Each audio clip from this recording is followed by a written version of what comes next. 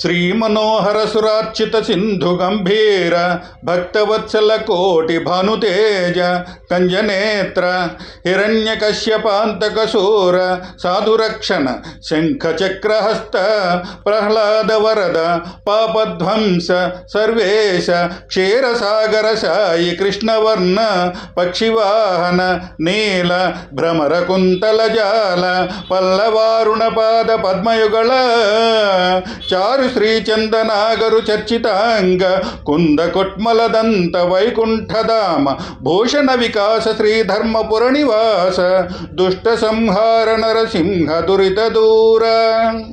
శ్రీ లక్ష్మీదేవి భర్త అయినవాడా, దేవతల చేత పూజింపబడినవాడా, సముద్రము వలె గంభీరమైన స్వభావము గలవాడా, భక్తుల యందు వాత్సల్యము గలవాడా, కోటి మంది సూర్యుల ప్రకాశము గలవాడా, కమలముల వంటి కన్నులు గలవాడా, హిరణ్యకశిపుడను రాక్షసుని చంపిన మహాపరాక్రమము గలవాడా, మంచివారిని రక్షించువాడా, శంఖచక్రములను హస్తముల యందు గలవాడా, ప్రహ్లాదునికి అభయమిచ్చినవాడా, పాపములను నాశనము చేయువాడా, ప్రపంచమునకంతటికిని అధిపతి అయినవాడా, పాలసముద్రమునందు శయనించువాడా, నల్లని శరీరకాంతి గలవాడా, గరుక్మంతుడు వాహనముగా గలవాడా, తుమ్మెదల వంటి తల వెంట్రుకల గలవాడా, చిగురుటాకుల వంటి ఎర్రని పాదపద్మములు గలవాడా, మల్లె మొగ్గల వంటి పలువరుస గలవాడా, వైకుంఠమే నివాసముగా కలిగినవాడా, ఆభరణము చేత మిక్కిలి ప్రకాశించువాడా, దుష్టులను సంహరించువాడా, పాపములను పోగొట్టువాడా, ధర్మపురము అనే క్షేత్రమునందు నివసించువాడా,